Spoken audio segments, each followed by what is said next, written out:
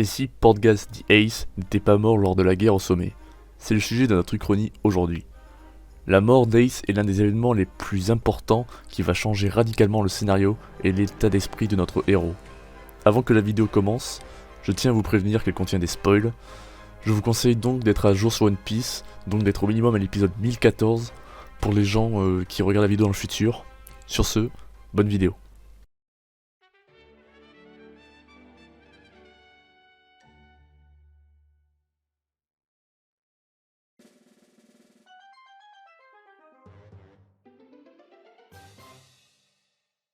Grande guerre à Marineford. Barbe Blanche et ses hommes livrent bataille face à la marine et aux 7 grandes corsaires réunis. Ace se trouve sur l'échafaud. Luffy, comme dans la réalité, vient pour sauver Ace et se fait projeter par Jinbei devant les 3 amiraux. Toujours comme dans le scénario, Luffy utilise son fluide royal pour se diriger vers Ace et sera aidé par Mr. Free afin de faire un double déclé en cire pour enlever les menottes granit de Ace au point ardent. Une fois Ace et Luffy réunis, on peut les voir se battre côte à côte ensemble. L'amiral Akainu, plein d'ambition, voulant faire ses preuves pour devenir l'amiral en chef, décide d'aller les éliminer. Dans la réalité, Ace se jette devant Luffy pour le protéger. Mais dans cette réalité, Barbe Blanche ordonne à ses hommes d'aider Luffy à se replier. Akainu s'apprête à transformer Ace en donut, mais son coup est arrêté par Marco le Phénix. Très vite, d'autres pirates de Barbe Blanche arrivent en renfort comme José Vista. Ace étant toujours vivant, Barbe Blanche ne décide pas de le venger en attaquant Akainu et reste entouré de ses hommes. Ace, Luffy, la bande des pirates venus de la prison et les commandants de Barbe Blanche se replient autour de leur capitaine Edward Newgate et se défendent coup pour coup face aux amiraux, vice-amiraux et grands corsaires qui les assaillent. L'on peut voir Ace et Luffy se battre côte à côte. C'est alors que Barbe Blanche encourage ses hommes en disant « Regardez celui qui a libéré Ace. Il est venu sauver son frère. Il a donné toutes ses forces dans cette bataille et continue de se battre. Montrons à Luffy ce qu'est une grande famille. » Nous pouvons voir depuis le ciel une ligne de front bien dessinée autour de Barbe Blanche.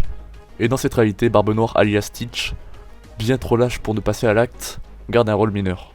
Les hommes de Barbe Blanche commencent à être épuisés. Leur infériorité numérique commence à leur poser défaut. Mais un bateau accoste. Comme dans la réalité, c'est Shanks. Il arrive avec son équipage, Sangoku décide de mettre fin à la guerre. Ce qui va créer des accords entre Akainu et Sangoku. Sangoku, déçu du comportement d'Akainu, nommera Aokiji amiral en chef. Une fois en fuite sur le bateau de Barbe Blanche, lors d'un banquet pour fêter leur victoire avec les hommes de Shanks qui découvrent, Barbe Blanche fait part à Luffy et à Ace et aux autres commandants que sa fin est proche et que ses blessures sont trop graves pour son état de santé actuel, et décide de nommer comme nouveau capitaine Ace. Certains restent avec Ace tandis que d'autres décident de partir de leur propre côté, mais restent alliés à cet équipage. Marco devient donc le second de Ace. Lors du grand banquet, Barbe Blanche propose à Luffy de rejoindre son frère et de devenir l'un des capitaines d'une des flottes. Mais Luffy répond « Hé papy, si j'avais voulu être dans l'équipage de Ace, je l'aurais rejoint depuis Alabasta. Moi mon rêve, c'est de trouver le One Piece, et le roi des pirates, ce sera moi. » Tout le monde rigole et porte un toast à Luffy, celui qui sauva Ace. A partir de là, le scénario est difficile à imaginer, mais nous allons suivre une certaine logique pour que tout le reste soit cohérent. Luffy se rend compte que son impuissance et que sans l'équipage de Barbe Blanche, ils seraient morts tous les deux. Comme dans la réalité, Luffy fait passer le message avec son tatouage pour retrouver son équipage dans 2 ans. Pendant les 2 ans, on apprend la mort d'Edward Newgate et l'ascension de Ace. Luffy va donc s'entraîner et retrouver ses équipiers. Lors de l'arc des hommes poissons, Luffy ne bat pas Oddity Jones avec la volonté de Ace, mais au bout d'un long combat éprouvant. C'est à Dressrosas que le scénario change. Il n'y a pas de concours au Coliseum pour gagner le fruit du démon, donc Luffy ne combat pas dans l'arène et ne rencontre pas Sabo, qui ne se souvient ni de Luffy, ni de Ace. Luffy rencontre quand même Bartholomew, qui est un fan de l'équipage au chapeau de paille. Dans le scénario, on peut imaginer que Luffy s'allie quand même au Ton de Tata, et il y aura un combat final face à Don Flamingo, aidé de Trafalgar Law. Le combat se finira par une victoire semblable à la réalité. À la différence que l'on ne connaît pas l'existence de Fujitera, et que l'on ne l'a jamais vu.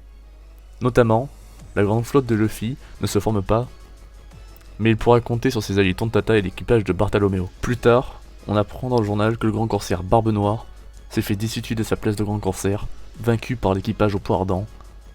Après un long périple, Luffy arrive enfin à Wano avec Kinemon à son bord, comme dans la réalité. Mais une différence majeure arrive, Kinemon et Kanjuro arrivent dans le château de Kuri et tombent nez à nez avec Izu. Izu pleure de joie et se réjouit que la légende des faux rouges soit réelle. Izu prévient Kinemon et les chapeaux de paille que Ace est en route. Il avait promis de libérer Wano, comme dans la trame principale. L'on peut imaginer que Kinemon réunit tous les fourreaux rouges, et que la bataille finale face à Kaido aura lieu, mais avec un rapport de force bien différent. J'espère que cette uchronie vous a plu. Si vous voulez en voir d'autres, proposez vos scénarios en commentaire.